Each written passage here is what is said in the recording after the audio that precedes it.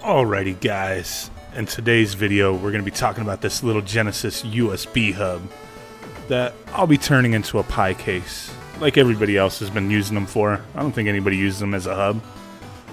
You know, we have this, the NES Classic. Why not have a Sega Genesis Classic, similar size and whatnot? Be pretty nice. Let's open her up.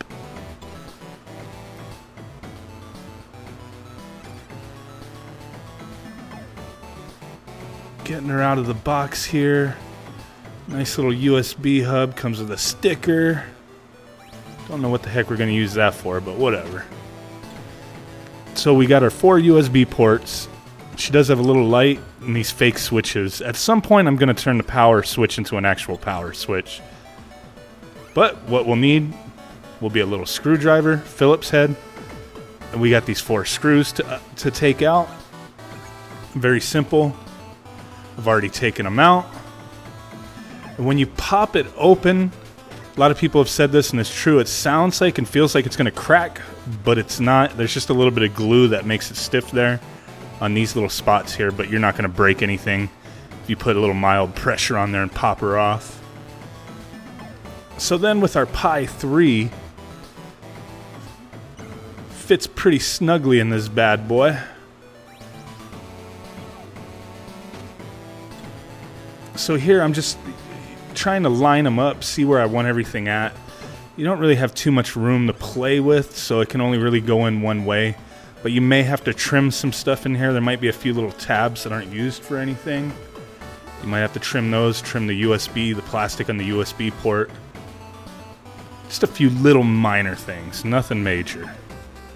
But here I'm just kind of marking on the case where I'm going to want to put my ports, and I'm not making the scratches, the little marks, I'm not making them too big because I already figure I'm going to wind up cutting them out a little bigger than what I mark them as anyway. So bam, just kind of little scratches to mark it. Now I'm going to use these little snips just to kind of snip those marks a little bit to have a little guide for my Dremel, because I'm actually going to Dremel these pieces out and I'm going to try to shape them the best I can. The other thing you could do is just, measure, where the HDMI power and whatnot is, and just cut out a block of the plastic if you're not comfortable using a Dremel to actually make the slots. But that's where I'm at with this, so we'll go ahead and cut this out and get her hooked up and see how she works with the USB hub attached. Let's take a look. Let's get this party started. Okay guys, so diving right into it, I got my ports cut out, everything plugged in, the Pi 3 sitting in here snugly, fairly well. You can easily add a Pi 0 if you want, you just kind of have to figure out a way to mount it. But it's kind of cool, the USB hub, it does trigger the little red light in the front, so you don't have to modify a light if you don't, normally if you were doing something like this and you wanted to replicate all that, you'd have to put your own LED, but since this has a USB hub built into it, it has a little red light, works out. Don't have to add that. The only other things that I might suggest doing would be adding a fan, a little tiny fan in here, because this bad boy will get hot. This little fella's, a little cramped in there, and there's no ventilation unless you cut ventilation into it. So adding a little fan might be beneficial. I kind of want to do a fan or possibly do the power button. More than likely I'll do the power button because you could easily kind of attach a momentary switch to the side to where you just like hit it and it'll turn the system on, and then hit it again and it'll turn it off. So that would be pretty easy to mount, like a little tiny momentary switch in there. Probably something I'll do down the road. This is one of the easier modifications to do. I am going to do a full-on tutorial for the PlayStation mod, which, for the way I want to do it and the way I've already done it, I'm actually going to redo, like almost a version 2 of the PlayStation mod. But that one, I used the original power switch. On the next version, I'm going to use the original controller ports, and I'm just going to resolder those. So that'll be kind of a different project, but I am going to be doing a hands-on tutorial video, step by step, for that one. This one's just so simple to do. You just cram your Pi 3 in there and cut out the back, you know. And that's it. Pretty easy. A couple things I do want to point out though with this modification, and I kind of screwed up, was when I was kind of manipulating the USB wire or cable that was in there, I pulled out one of the cables off of the board for the USB hub. So they have there's, I believe, 4 connections for the USB. You know, yeah, there's 4 for each hub, I guess. But they all have to be connected in order for any of the ports to work. It appears. You know, I'm not 100%. I'm not a, you know, I don't know the mapping of the PCB board with this USB hub, but there's 4 connections. One of them disconnected while I was trying to move stuff around. So it's very fragile. It's very tiny soldering done on there, and then some hot glue kind of holding it in place. Very easy if you kind of tug on it, or you know, anything, you're liable to pull one of those connections, if not a few of them, off. So, you know, luckily I have a soldering iron.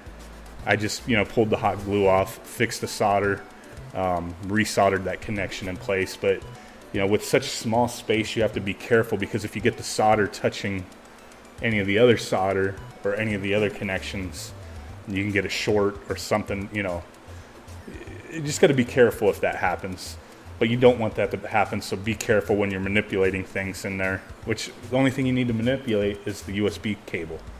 I wasn't careful. It was my fault, and I pulled it out. Oh well, we live and we learn. But I fixed it real quick, took a couple minutes.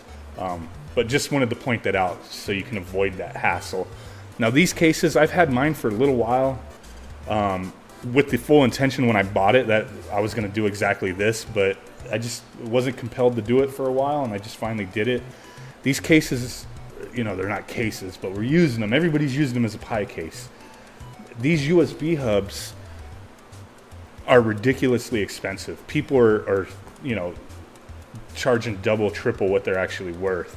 I think it was nerdblock.com, might have been them, and another place were selling these.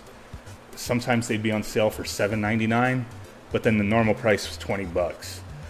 I have no problem paying $20 for a USB hub that has room for a case. That's fine for me. $20, not too bad. You know, I really try to put my limit on cases for the Pi at around $10, $15 if there's special features. With this, it's just so neat. $20 didn't really worry too much. Figured I was getting a USB hub out of it. Initially, I thought I was going to use it for a Pi Zero, but kind of scrapped that. But now you can find these on eBay. I don't know if they're still manufacturing them, because they would pop up every once in a while. But you can find these on eBay for, you know, anywhere between $35, $45. You know, these people are just, you know, trying to make a few bucks on them. You know, do what you want, I guess. But if you have one of these, or you're looking to get one just because you want to have a Sega Genesis looking Pi 3, you know, and put maybe a special image on there that's just Sega, you know, it'd be kind of cool. I know Simply Austin has his theme that he put out, which is real snazzy, looks pretty dang awesome. I might actually grab that and look through it, because I know it was kind of a work in progress. And just, I think just some of the artwork or whatever, but nothing major. But I think I might grab his image and throw it on this bad boy and just keep it Sega. So right now, the image that I got running on here is just a little updated version of the NES Classic image. I was just kind of throwing together for myself. Don't know if anybody would even be interested in this image, because it's pretty much the NES Classic image, just with some Sega stuff, arcade stuff. Let's see here. Got a bunch of CPS stuff, and then random, you know, FBA and MAME stuff thrown on here. Pretty much all the CPS stuff. I'm not done, you know, adding some things here. And then all our NES, or, you know, Nintendo stuff. And then we do have the Sega Master System. Everything's scraped and looking pretty. Sega Mega Drive or Genesis. Same thing. NEO-GEO, I love NEO-GEO. Gotta have it. Got all our NEO-GEO games on here. Then our Nintendo PC Engine. Haven't had time to fix up any of the artwork issues with TurboGrafx PC Engine, whatever you want to call it. But this I'm going to fix up because I just barely scraped the artwork on TurboGrafx. So we got that, and then, you know, just those minor additions. The Sega stuff, the arcade stuff, NEO-GEO, TurboGrafx. That was about it. Didn't really want to do anything special with it, but, you know, I figured, hey, you know what, let me put this image on this Sega Genesis and screw around with it. You know, plenty of options to throw on there. If you just want to stick to Sega stuff, you know, you can grab Simply Austin's image, which is really sick. It's a really awesome image. Or just, you know, put your own together, whatever you want to do, or just use it as a case general. It doesn't have to be Sega Genesis games. Throw whatever you want on there. But with that said, if you guys are interested in this version of the image, which I'm still working on, adding some stuff to it, yeah, I think this image so far is only like 11 gigs, so yeah, I got a little room to expand on it. But if you guys are interested, let me know. Probably be a 16 gig image, you know, probably a little below that. The only other thing I'm waiting on is I did order some Hyperkin Sega Genesis 6-button USB controllers. I think they're normally like 16 or 17 bucks each. You know, not bad, but a little pricey. You could find, you know, other knockoffs for a lot cheaper, but, you know, they have decent reviews, and I found, you know, some warehouse deals on them through Amazon for like 13 bucks. Saved a few bucks, and if they aren't in good condition, I'll just return them and just buy the new ones. You know, only a few dollars more. But that's the last thing I'm waiting for on this. Get those Genesis controllers. I'll probably throw on Simply Austin's image because it's really slick, like I said numerous times. But yeah, if you guys want this, let me know. I wasn't planning on putting it out there, just kind of throwing it together. Just going through some of the artwork, going to add some more stuff to it. But if you guys are interested, let me know. Throw a comment out there. See what I can do for y'all.